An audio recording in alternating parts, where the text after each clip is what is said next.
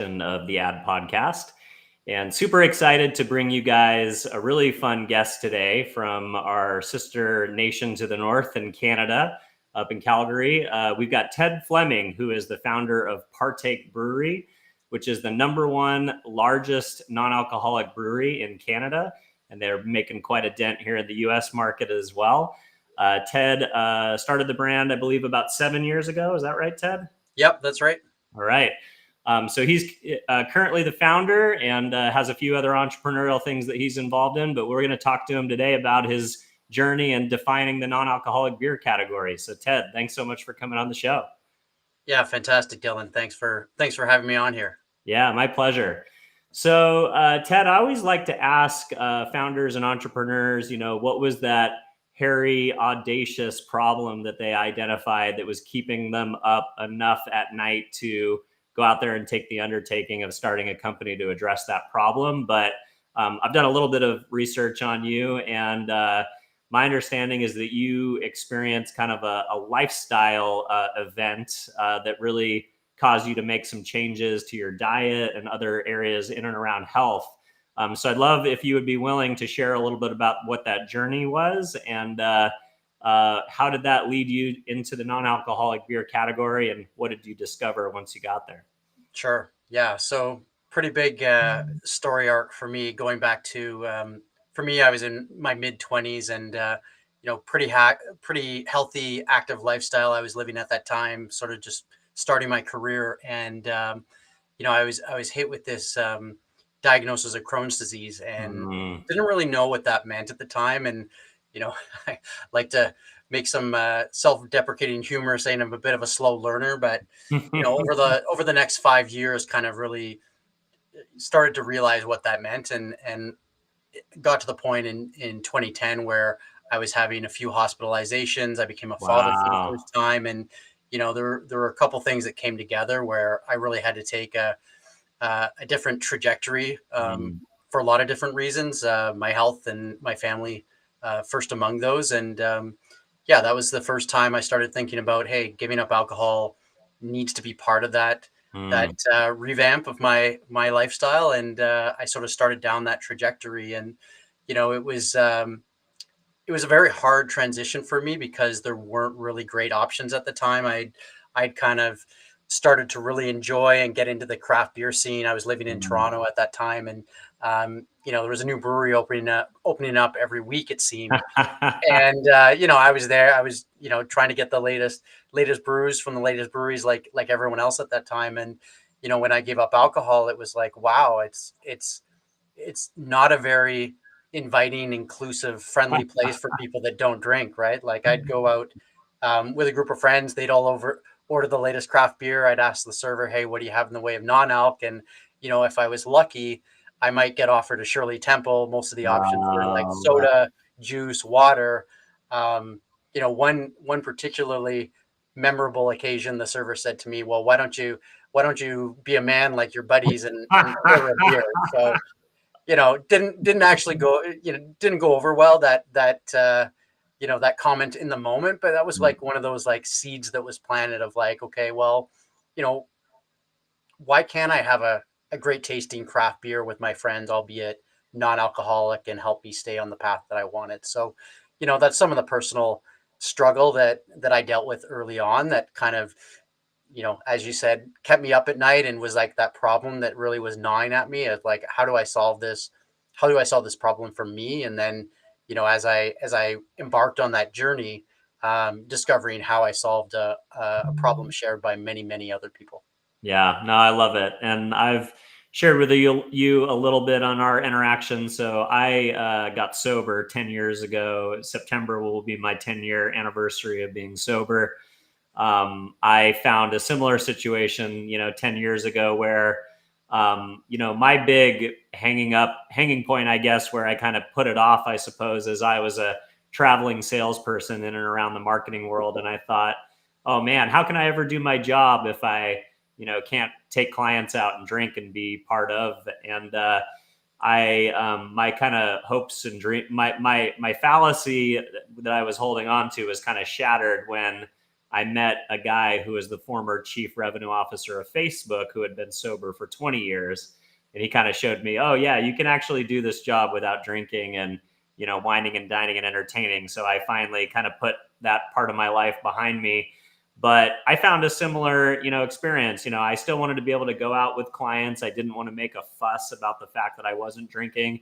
So there was a period in my life where I'd actually show up to the restaurant or the bar, 15 minutes or half an hour ahead of time. And I would corner the waitress and say, hey, every time you come over to my table, I want you to bring me a non-alcoholic beer. And I'm just not going to, care what brand it is or what it was. But, indefinitely it was a poor version with a green label made by one of the large beer conglomerates that was just pretty much god awful, almost undrinkable.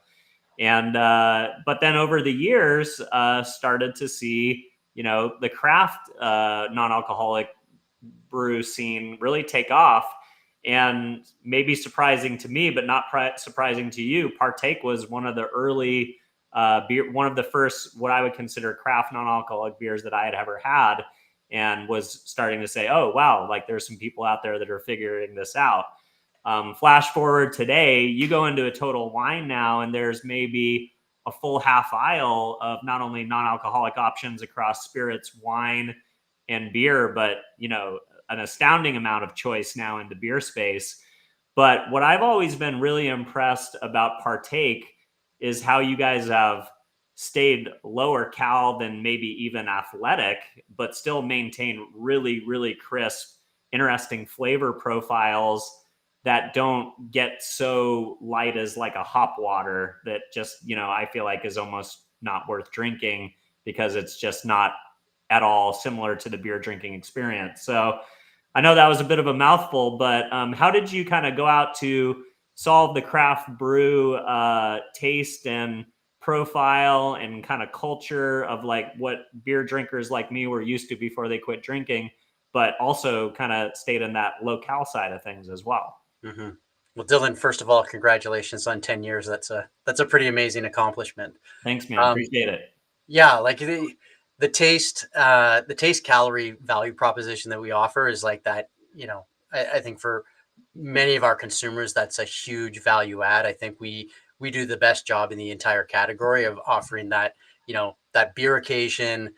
It looks like a beer, tastes like a beer, and doing that across a variety of craft styles and doing it at like 10 to 30 calories a can, which, our team jokes like you can burn more than 10 calories just lifting a beer and drinking it. So, some people have called us the celery of beer, not because of taste, but because of that calorie burning analogy. But yeah, just going back to like how did that originate? And I talk a lot about to my team and to others about there's some beauty in having constraints. I think there's even a book out called the Beauty of Constraints. And for us at the time, no one had made a craft non-alcoholic beer before. As you alluded to, we were one of the first, if not the first, in the market with craft non-alcoholic beer. I launched the brand in 2017, and it took a lot of iteration and a lot of just persistence. I think I probably poured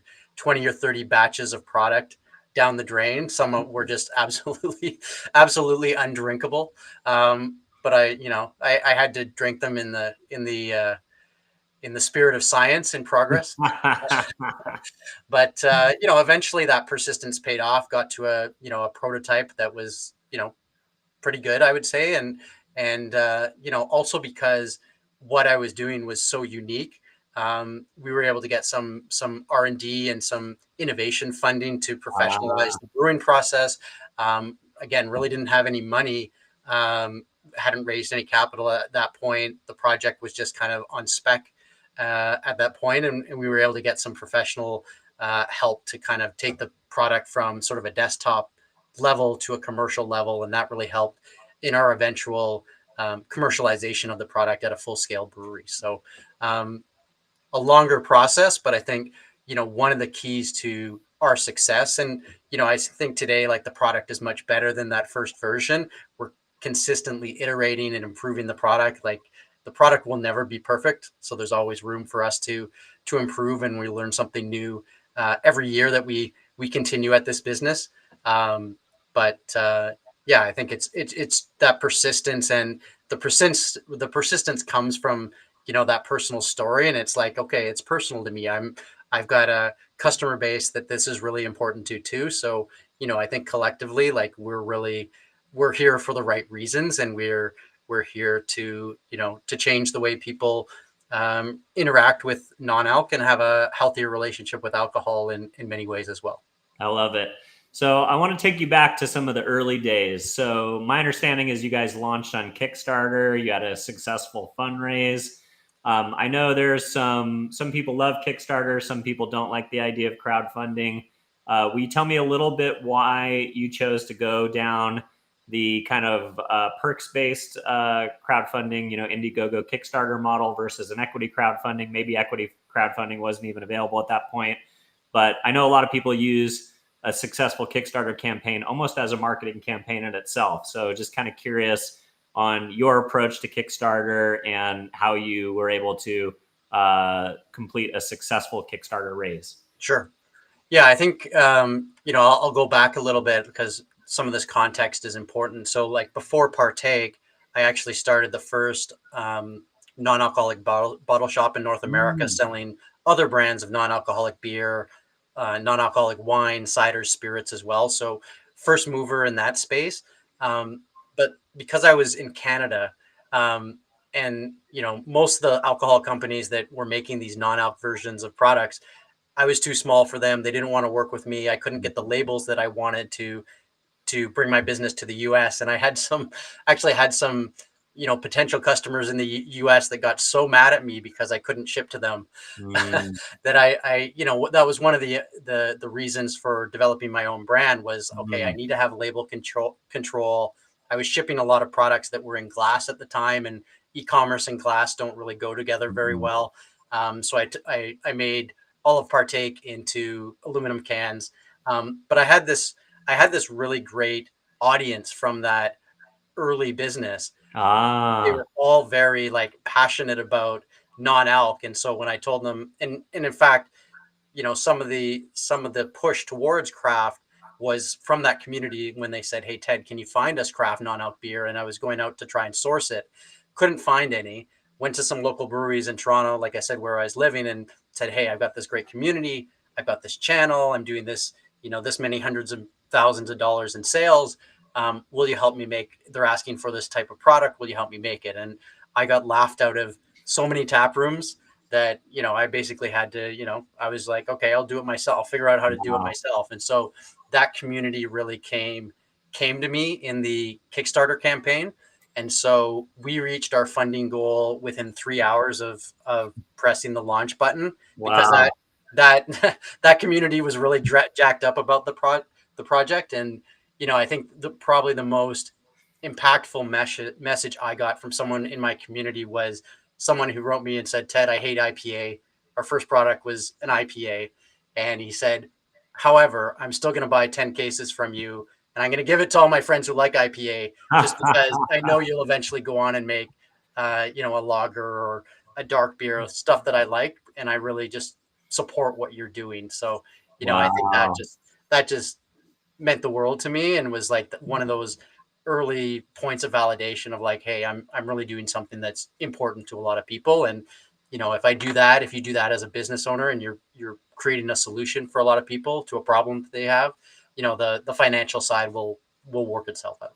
Yeah, I love that. And I think it's a great kind of story to, if you build a channel or so the community really was around, you had tapped into this audience of consumers that wanted to find and curate and get good non-alcoholic beverage, but just didn't have a lot of options. And then through running that channel, did you eventually sunset that channel or sell it, or what happened to that venture? Yeah, that kind of got merged into Okay. Partake. I think I sold my products and other products for a while, but there became a bit of a conflict in Sure. interest, and I couldn't really give those other brands my full attention, and so I basically sunset the site. There were definitely some consumers and some of my customers that were disappointed. Those that bought non-alc wine and didn't drink Hmm. non-alc beer. Um, Happy to say that there have been quite a few companies that have started up with that same business model, both in the US and Canada. So I think those consumers are much better served today than I was able to serve them. But that's part and parcel with the evolution of the brand side, which I'm part of too. I love it. So, going back again to an early experience that I think was pivotal, probably for you, you got to go on the Canadian equivalent of Shark Tank, which they called Dragon's Den up in your neck of the woods. Can you tell me a little bit about that experience? I know that there's a whole ecosystem now around, figuring out how to get on Shark Tank, companies that invest in there's a whole, it's like American Idol, it's a factory now. Yeah. But I imagine, back in 2017, that was probably early days when it was probably a little bit more pure. But would love to hear kind of what that experience was like for you. And then I think if my memory serves me correctly, I think you had a guest slot in a recent episode where you got to kind of full circle come back onto the show. So can you tell me about the original experience and then talk about your visit back to the show recently as a successful brand that was on the show? Yeah, you bet. So yeah, I pitched in 2017. I had only a prototype of the product, so I didn't have a commercially selling non-alc partake at that point.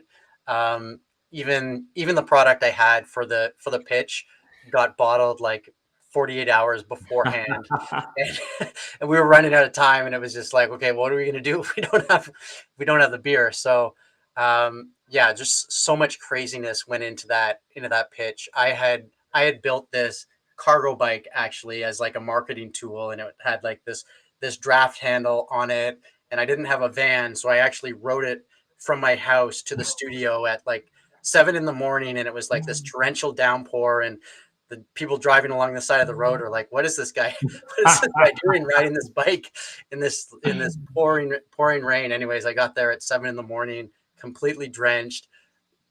Beer is on the inside of the bike, and it was a little roughed up, but got everything in order. And then I had to wait for like 8 hours before I actually went on and pitched, and that was the hardest part, is just sitting there in the green room waiting. And you do your pitch over and over to rehearse it, and it's like by hour 6 you're like, okay, I'm gonna lose my voice if I keep practicing like this. So eventually my turn came, got in there. I pitched. I think I pitched really well. I'll give credit to the editors. They did they did a good job editing it, albeit there are a lot of instances where the question that was asked by the dragons and the answer I gave were spliced together. They weren't actually the flow of things, which is kind of somewhat awkward for me to watch now. But yeah, I was a reality TV post-production producer at one time in my life. I did that on a TV show called Oprah Winfrey's Big Give, and we had, I think, 100 hours of footage for every 1 hour that you ever saw on TV, and we had these interview packets where we could literally write a line. It was almost like AI.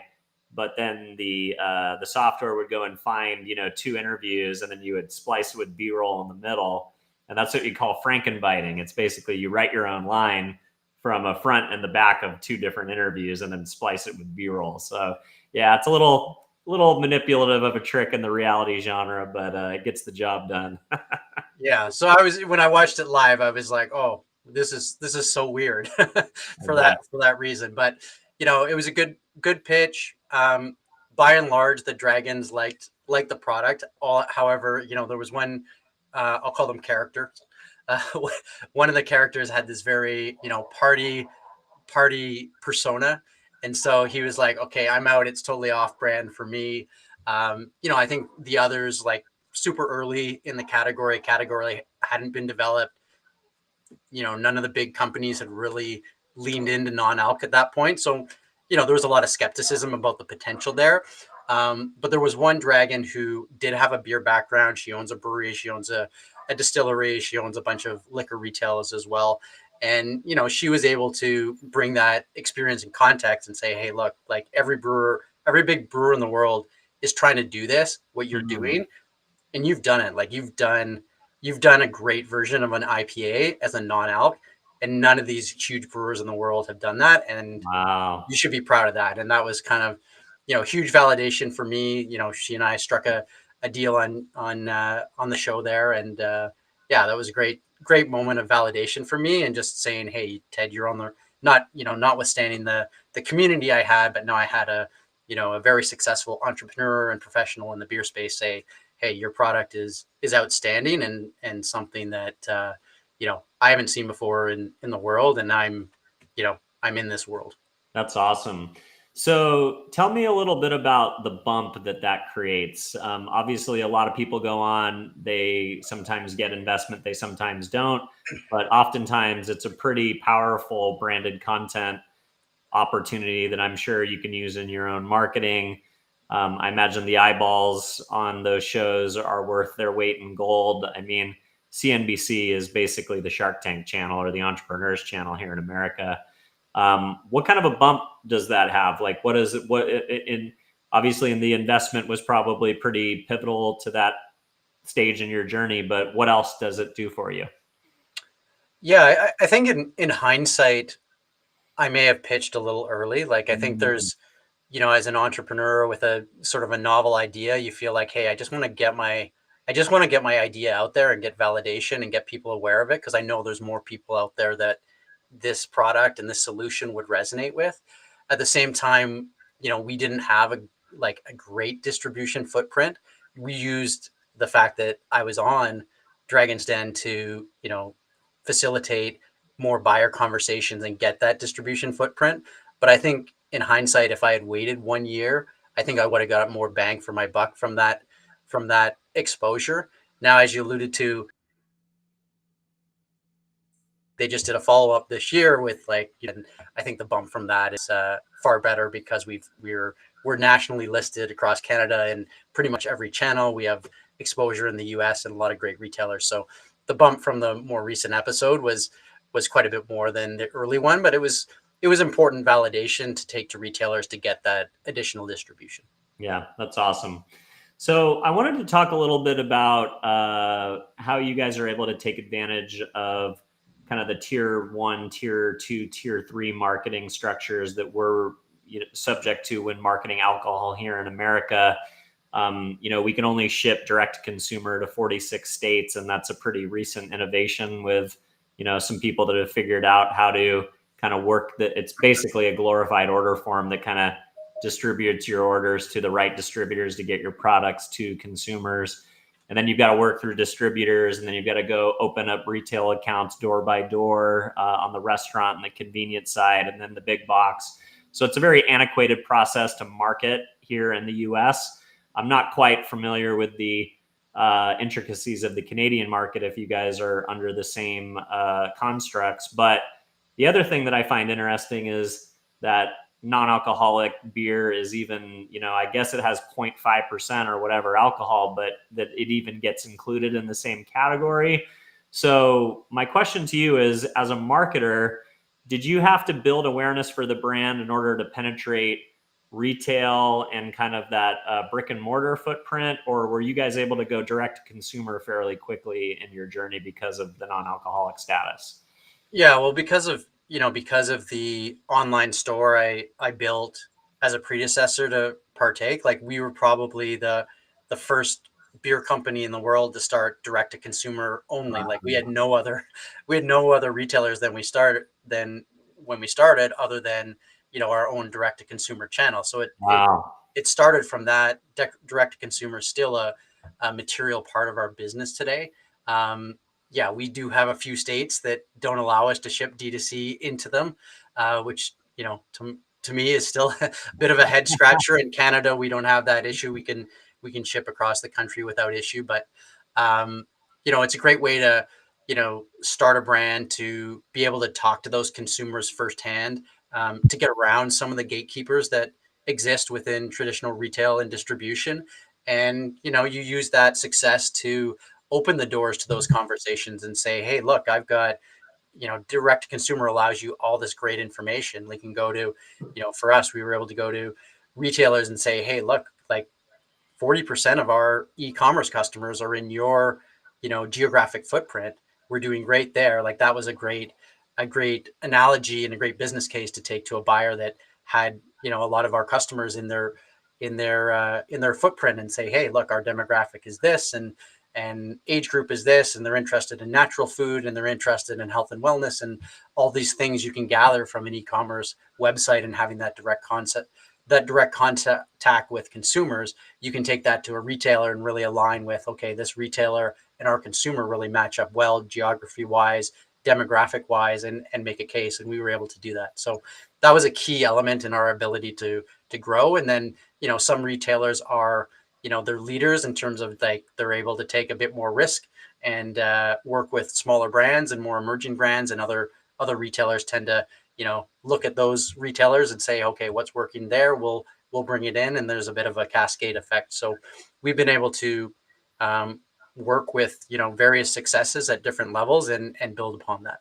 That's awesome. So your roots as a 100% direct consumer brand really drove your retail strategy. You kind of waited for the right doors to open, and then you could use data to reinforce those conversations on how you would make those channel partnerships successful.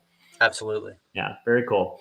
I wanted to talk about your influencer program. In full transparency, I haven't been able to do a lot of research into how you guys are marketing specifically. I spent most of my research time focused on you as an entrepreneur, but would love to kind of just hear generally how you guys think about influencer creator marketing.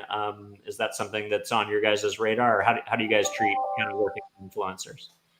Yeah, I think we, just based on our history, there's a lot of grassroots elements to that for us. We have a program which we call our Partaker program. So, people come into that program. It's a platform. It's kind of like Facebook or a social media, like our own social media platform that people can participate in. We give away a lot of beer. We give away a lot of Partake swag. We ask them to come out to events that we run. We give them insider access to new products we launch. And it's just a way to give back to that sort of super fan community that we have. More broadly than that, yeah, we do work with select influencers that maybe have a specific type of push for us, or an audience alignment for us. We haven't worked with any like A-list celebrities at this point, but we definitely talk to some over time. So yeah, we're open to different types of partnerships, different types of influencer partnerships as well, but it really has to be a fit with the brand. And we're moving in a direction with the rebrand that we've done in the last year, really taking a look at ourselves and what we mean to our community, and what we mean to the evolving non-alc drinker out there. And we really see ourselves as a brand for people who are making it happen, making the most of their lives with the with the freedom that comes from drinking non-alc, whether it's full-time like you and I, and all the benefits that come from that, or if it's just on occasion based. We're seeing tons of consumers come to the brand because, hey, I'm not drinking on the weekend, or I'm not drinking on the weekday, or I'm drinking 2 non-alcs at the same time I'm drinking 2 alcoholic beers, and the next day I'm feeling great and good to go, and it can do all the things that I want to achieve and do in life, and meet up with the people I want to meet up with, and have that really deep and engaging life. And alcohol can play a part, or it can play a lesser part, and we're just part of that equation. Yeah, no, I really love that. And then you touched on the fact that you guys did a rebrand recently. I wanted to ask you about that, because when you sent me the samples, that was the first time I saw the new can. Love the look. I mean, the classic look was, I think, a great look, but I love the kind of the clean, solid colors mix that you guys have so far. So why did you decide to do the rebrand, and what has been the impact that that's had on consumers? Sure. Yeah. The original, it's funny, the original design was crowdsourced from maybe 150 people on Facebook. And, it gave us almost 7 years of service. And that's fantastic. Most brands do 2 or 3 rebrands before they get to year 7. So we got a lot of mileage out of that original brand. It's near and dear to my heart. I got a lot of old cans around the house, for sure. But I think the rebrand was important as we sort of hit a different stage in our evolution in terms of just our market penetration. Also, the emerging consumer, with that consumer I was talking about who's flexing flexing between non-alc and alc on a more regular basis. I think it was just important to kind of update the brand, give it that clean, sleek look, a little bit of a retro vibe for Mhm. it there. And then, I think the clean look also accentuates that calorie message. And, Yeah. on the can, you can see the calories sort of circled right at the center top of the can and on the pack size. So we wanted to do a better job of like highlighting that super low calorie message, while keeping our message hierarchy clean. And I think one thing we do a really good job of is, people don't have to think too hard about what style we're bringing to the table. It's IPA, it's pale ale, it's peach goza, it's blonde. So I think that's another we've continued. Oh, there you go. Sorry, it slowed down for a second there. No, that's great. And then, so I wanted to ask you, what goes into launching a new flavor profile or a new style of beer? How often do you guys do that, and what goes into something like that? Sure. Yeah, like early on in our evolution, it was really taking cues from our craft brew cousins. So Mm, IPA was our first beer. That was, twofold. It was IPA was 20% of craft beer sales, so it was probably the biggest style within craft. It was also a bit of a challenge. It's like, okay, if we can do a craft non-alc IPA that tastes good, then other styles should be easier because probably IPA is the hardest to do. So, I think that was how we started. Our pale ale was our second beer, which was, a bit of a change from IPA, but not too far. That second product actually won us the World Beer Award for best mm, non-alcoholic beer in the entire world, which was another one of those sort of awards that opened up a lot of retail eyes and retail doors eventually. But today it's a little different. We've got this like super vibrant online community, super passionate fan base for the product. And so now we kind of marry up the feedback and that partaker community I mentioned. We're marrying up the feedback from those groups that we're in direct contact with, and then sort of marrying that up with the inspiration we get from the craft beer side of things. So we're trying to listen to our consumers as well as take cues from the craft beer side as well. So it's a bit of a balancing act between those two data points.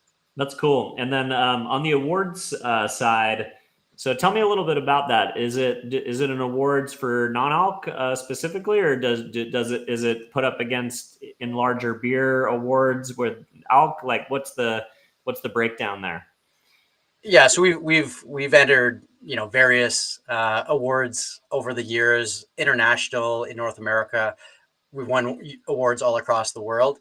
Um, Usually, there's a sub segment for non-alc beer Okay. within that. Some don't, which are those are the fun, more fun ones to win Yeah, sometimes. yeah. Uh-huh. But I think the thing for us is like we've won over a dozen awards across the globe, um, and calories is never a consideration. It's always around taste and body and head and all these beer qualities, and calories is never one of them. And I say to my team all the time, it's like, just imagine if that was a consideration, right? Like where would we be there? And we win these awards nonetheless just based on taste. So I think that's a huge win for us, and huge win for our consumers.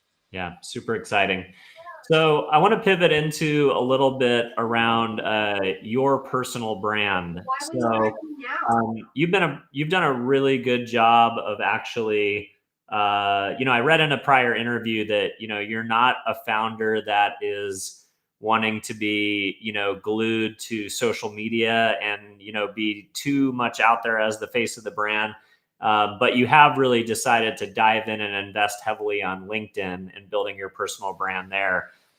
You've amassed quite a following, but what I was more impressed is your engagement that you get across posts. And then specifically how you and I connected was I have a friend named Molly Fedek who launched a non-alcoholic wine brand called Buzzkill. So I've kind of followed her journey.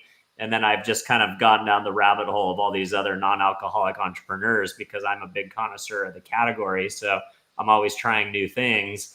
And I can't remember, I commented on somebody's thing and then you commented on mine. And as soon as I knew it, you were in my DMs offering to send me some samples. And I was super excited that I had already, was a fan of the brand, but hey, I'll always take some free beer.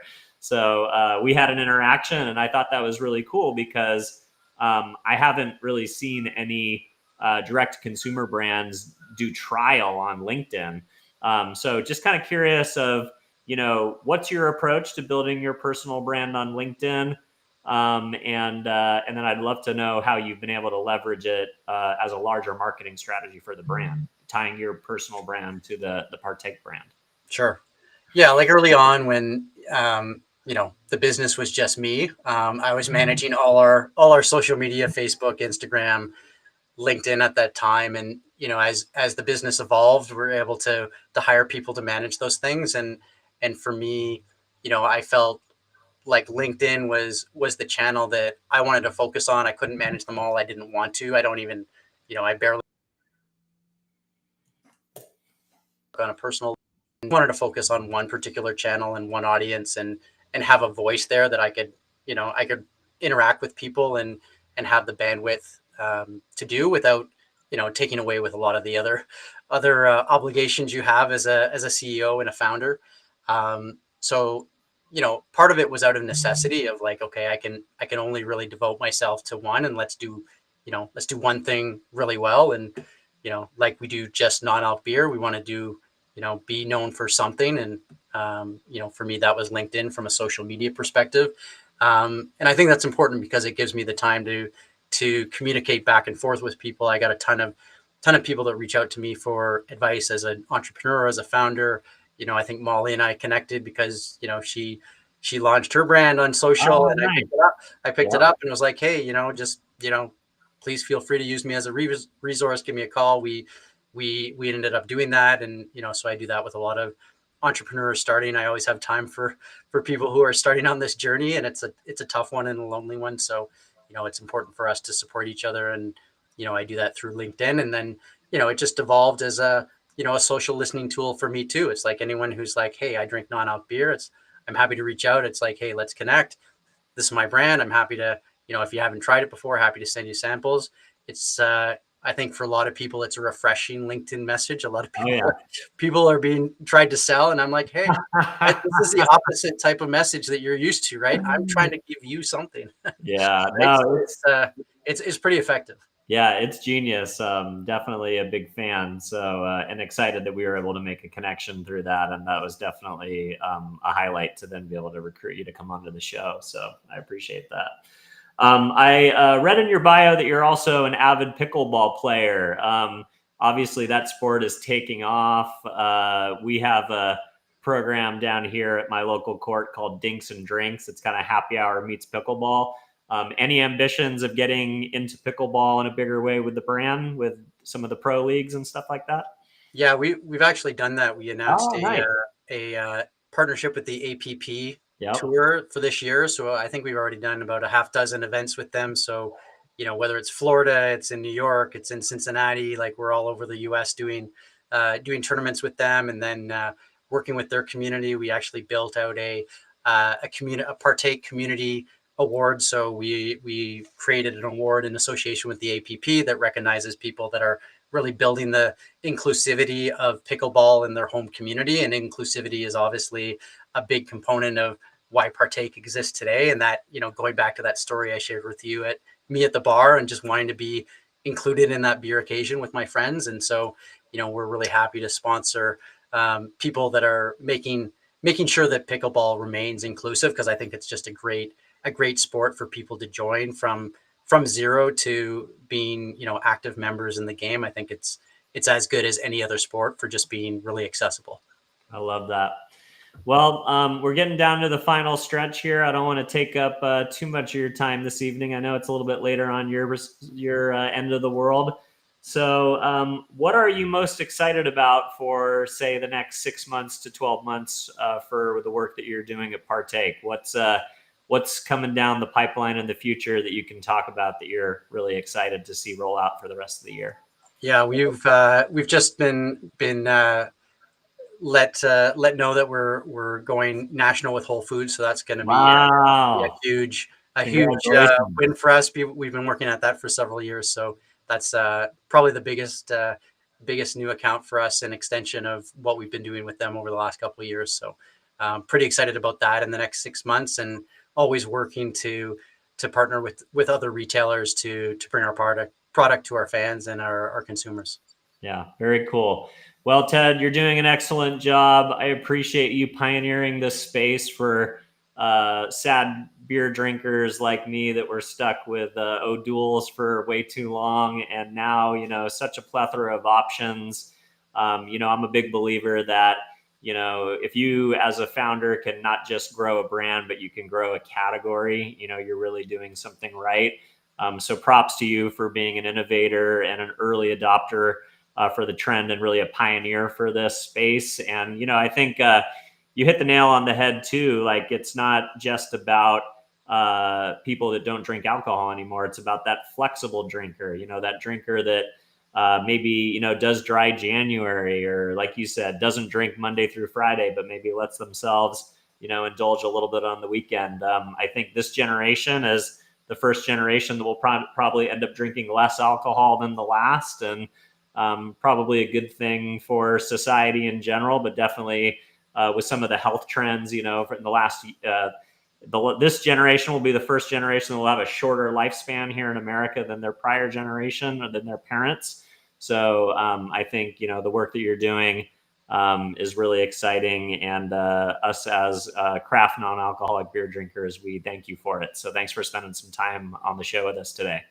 Yeah, thanks for having me, Dylan. Lots of work to do ahead of us, but yeah, happy to be part of that journey for a lot of people. Yeah. Anything else you want to plug before I let you go? Just that you can find us at drinkpartake.com, and a whole bunch of other retailers across the US and Canada. All right. Awesome. Well, hey, for those of you who are watching at home, if you enjoyed the conversation that I had with Ted today, wherever you are watching or listening, don't forget to subscribe to the show. If you leave us a review, that's how the show organically finds a larger audience. So we always appreciate those of you that are willing to leave a great review.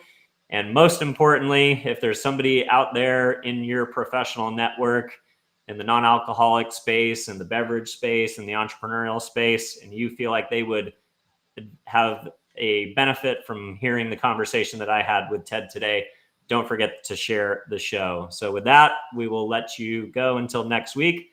Ted, thanks so much for coming on the show, bud. Awesome.